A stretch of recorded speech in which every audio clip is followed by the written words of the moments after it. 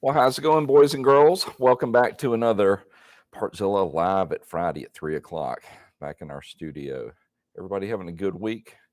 It was a good week around here, although I spent most of the time on the other side of that wall just editing. It's fun to record, but sometimes I have to get on the other side, start hacking through all this footage that Tracy and I generate. And I'd much rather be in here, but hey, that's just part of my job, and I gotta do it. So, what is going on this weekend? Well, it's my understanding that Nathan is with Team PRMX in, where are y'all? Denver, and he put together a little video showing what's been going on as they prepare to race, I believe, tomorrow. So, Nathan, you want to run that real quick?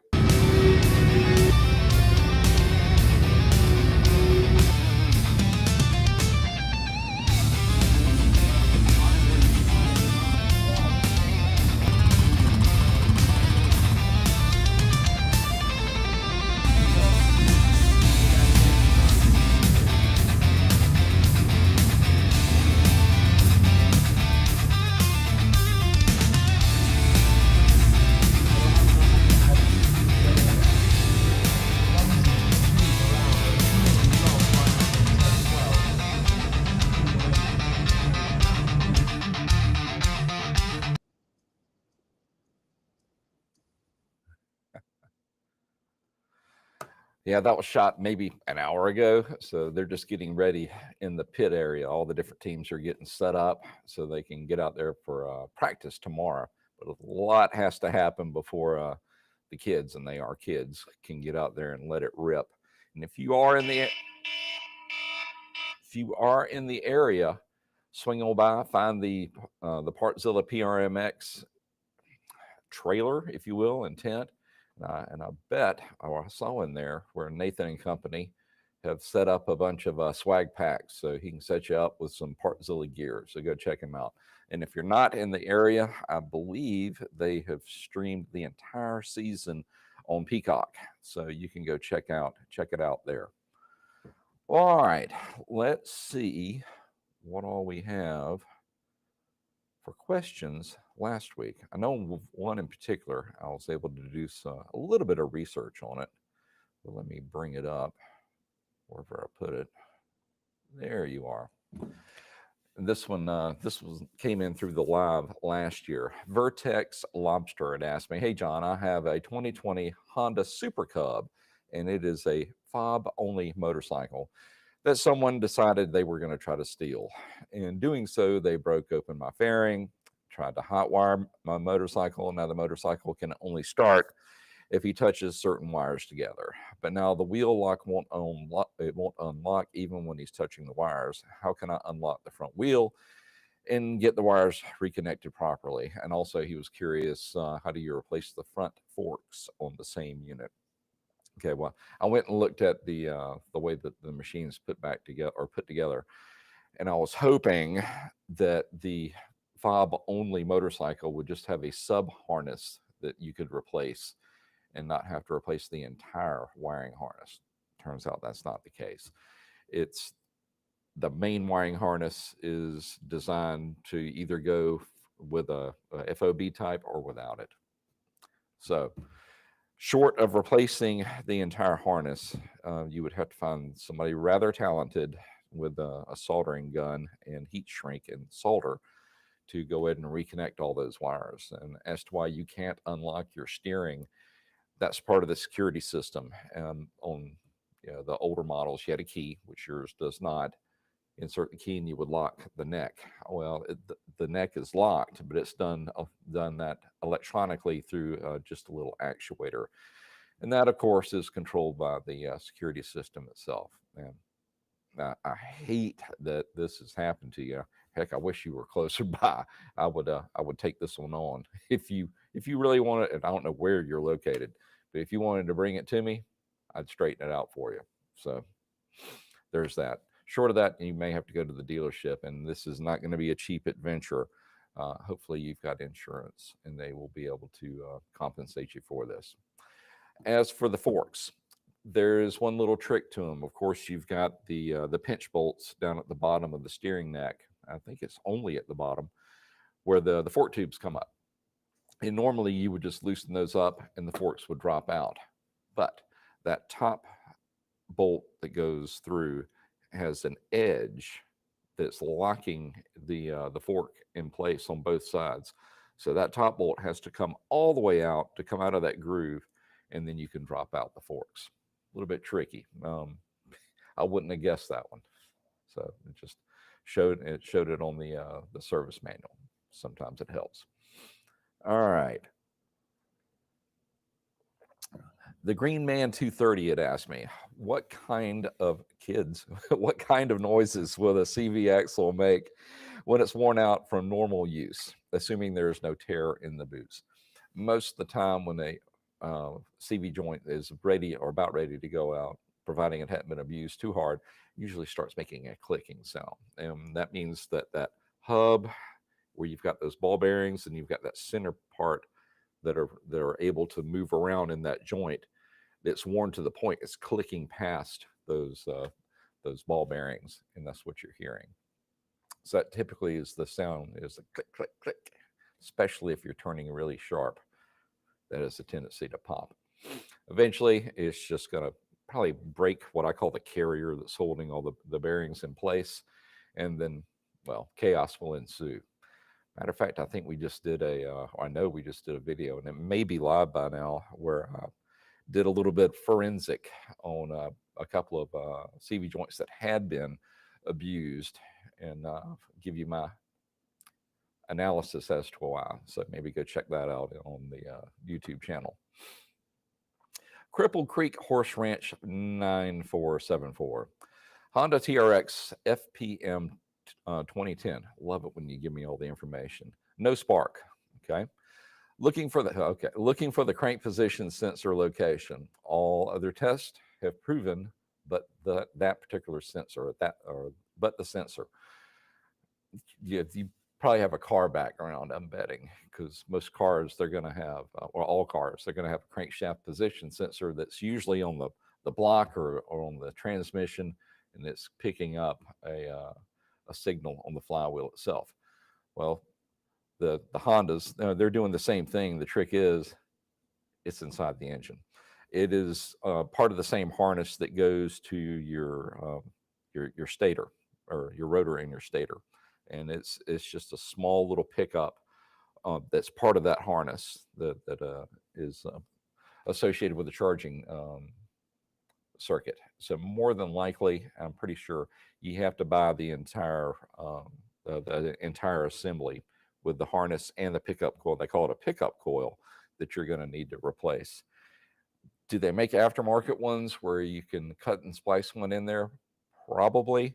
But just be careful doing that, because remember, you're in an oil-filled environment, and those need to be solid connections need to be solid connections in there. It's not an environment where you just put a regular old crimp in there and call it good. It really needs to be soldered and then heat shrink to keep it from the elements, aka oil. But that's where it is. Travis Taylor 9979. I have an 04 Kawasaki 1600 Vulcan F1 light comes on and the bike dies, but it'll start right back up.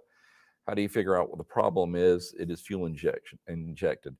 Well, several different scenarios that can make the FI light come on a Vulcan. I mean, it can be anywhere from a turnover signal that keeps it from activating the fuel pump to switches, a neutral switch. I mean, there's a lot of different things that they associate with that FI light, or FI light. The best way to determine which one is to have the bike tell you. And the Vulcan has a pretty easy to use diagnostic system. Just turn the machine on, don't start it. There's the mode button, I think it's at the top. Bring that around to where it's to the odometer, not the trip meter, but the odometer. Hold it down for 2 seconds and release, and it should give you a code number. With that code number, if you get back in touch with me, give me the code number, then we can go from there. Otherwise, we're just kind of shooting in the dark. But that'll be step one of the machine telling you what's going wrong with it, hopefully. Dymo the Magos 7982. Hi, John. I have a question that you can answer and give me the right advice. Well, we'll see. Do I need to shake a bottle of motor oil before I pour it in the engine, or is it okay not to? It's fairly new production, about 6 months. Thank you. You don't have to shake up oil, and it's not going to separate, just regardless of how long it sits on there or it sits on the shelf. There's nothing to separate unless you boiled it down. So no, you don't have to shake it up. Matter of fact, I wouldn't, because that would introduce air bubbles into it, and they would have to settle down and go away before you could really get an accurate reading on your dipstick or glass sight. All right, what else we got? Looks like 3 more. Raider. Hi, John. I just watched a couple of your videos regarding changing the oil on a Yamaha Raider. Kind of tricky, wasn't it? Very informative, easy to follow. 2 thumbs up. Well, thank you, and you are welcome. I also have a 2008 Yamaha Raider that I've customized to make my own. Years ago, I installed a Barnett clutch. Recently, I've noticed a squeaking noise under load while riding coming from the left side of the bike. I think it's the bearing on the pressure plate of the Barnett system. But before I get going, I was wondering if you have any thoughts on the matter. Thank you very much. I'm betting it has nothing to do with your clutch. The Raider, even though that is a huge engine, love the Raider, by the way, it uses a belt. And I ran into this on a V-Star. I think it was a 1100, and it had a squeak, especially on D-cell. It would squeak. Turns out it was the belt, and we ended up having to replace the drive pulley along with the belt, because we just replaced the belt and it was fine for a couple hundred miles. Then it came right back. But once we replaced the drive pulley along with the belt, it stayed away. So chances are that's probably what you're hearing. If you want to find out, or the way that we ran it down before we replaced the belt, just lift up the back of the machine, get out some just soapy water, clean the sides of the belt, spray it down, let it dry, and then take it for a spin and see if that makes any difference at all. If it does, even for a short period of time, that's going to be your problem. Big waves. Put a new carb on my Kawasaki Mule and gas pours out the overflow. Also, it won't idle. Any ideas? Well, it's telling you that or proving that the float bowl is stuck open. I mean, that's the float's job, is once it gets to a certain level, it's supposed to shut off the fuel by closing up a little needle valve in there, and evidently that's not happening. Even on a new carb, you can have a little bit of gum in there from just the assembly process. Maybe they put something in there to keep it from rusting. I've seen them do that when they ship out new models. We usually have to just drain the fuel, or let the fuel flow through the carburetor to get that shipping oil out of it. And chances are that's what's happening to yours. If it doesn't want to release, I would say at least pull the float bolt off of it and just tap it, and then it'll probably pop right out or start functioning as it's supposed to. Mary Thornton, I have a 1983 Nighthawk 650. I keep getting a clicking sound. I have a new solenoid and starter, but it still clicks. I can't locate the relay.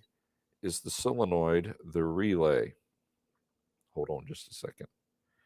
Wasn't able to use it, period. You'll have to run without it, period.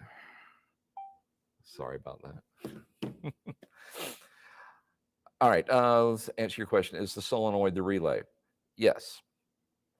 If you've replaced, if you know you've got a good battery and you know your starter's good and you know your solenoid's good and it still clicks, you need to check the other half of the equation of the circuit, and that's going to be your ground side, because it sounds to me like there may be a little bit of corrosion or a bad connection on the ground side going to the engine from the battery.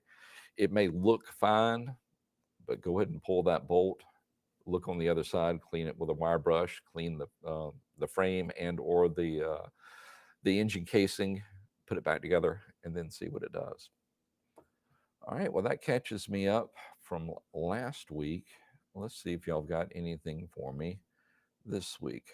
Let's see if Hank's got it teed up and if I can get to the right place to find it. All right. Yep, we got a couple.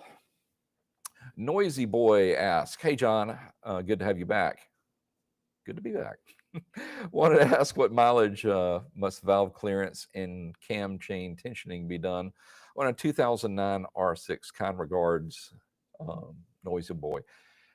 I want to say it's every 8. It's either 8 or 12 on the R6. I mean, Yamaha's a little conservative. You could probably go further than that. Man, the way it handles, and it's going to tell you by usually making a clicking sound on the R6. Well, on a lot of machines, the valves tighten up and then it doesn't want to start when it's cold. The R6, typically they start getting loose after a while. So it'll tell you, but I believe it's either 8 or 12. It should be in your service manual, but I think you can safely go 10 without an issue before you would even have to look at it. And like I said, it's going to tell you if it's got an issue, but just by the sound and the way she responds. Isaac S. asks, hello, I have a 2020 Kawasaki Teryx 800. I'd like to put on an aftermarket exhaust slip-on. Not too loud, not too expensive. What do you recommend? Thank you. There's a bunch of them out there. I mean, as far as me being able to tell you which one's not going to be very loud, that's kind of going to be a shot in the dark. I've seen certain manufacturers that they sound really good on one machine and not so good on another. But I think a safe bet would be an HMF. So that would be the one I would recommend, because I have heard that one before on a Teryx, but I believe it was an earlier model than the 800. But just straight out of the box, I'd say go with an HMF. The Muffin Man asks, hey, when I clutch in and out on the bike in first gear and rev the bike, the clutch lever pulled in, my bike creeps slightly forward. Is this something I should worry about? It sounds like the clutch is just a little bit out of adjustment. I mean, you're going to get a little bit of creep, because even though you've got, pressure pulled, the pressure plate pulled back, those plates are still going to try to grab a little bit. So it's just natural for it to sit there and kind of edge just a little bit. Now, if you really have to either put on your brakes or dig your feet in, yeah, that would be too much. But loosen up your cable just a little, or tighten up your cable just a little bit more to give it a little bit more pull, and then see what that does on it. Didn't give me a year, make, or model, so I'm assuming it is just a cable type. If it's a hydraulic clutch, then I'd probably bleed it, and just to make sure there's no air in there. But would I be concerned about it? No. I'd be concerned if you let the clutch all the way out and it didn't want to move. Robert Gomez, hold on just a second. Robert Gomez asks, I have a Honda Rancher 420 and the drum is stock, but it's pretty stuck. I've tried everything. How can I take it off and change it? Oh boy, I've run into this before. Lots of PB Blaster sprayed in there. If you can get it in there at all, make sure that your the actuating arm is pulled all the way back as far as it can go. But I've had them to the point where we actually had to damn near break them off and had to replace that inner plate, of course, the hub, and then just everything. It was a mess. Just make sure you've got that actuating arm hammered all the way back, all the way. Even when if you think it's all the way, it might not be. Give it a little percussive encouragement to pull all the way back. But yeah, I've run into that before. What happens is water's gotten past that seal, either the inner or the outer, made the pads wet, and now they're swollen up, and it doesn't want to release.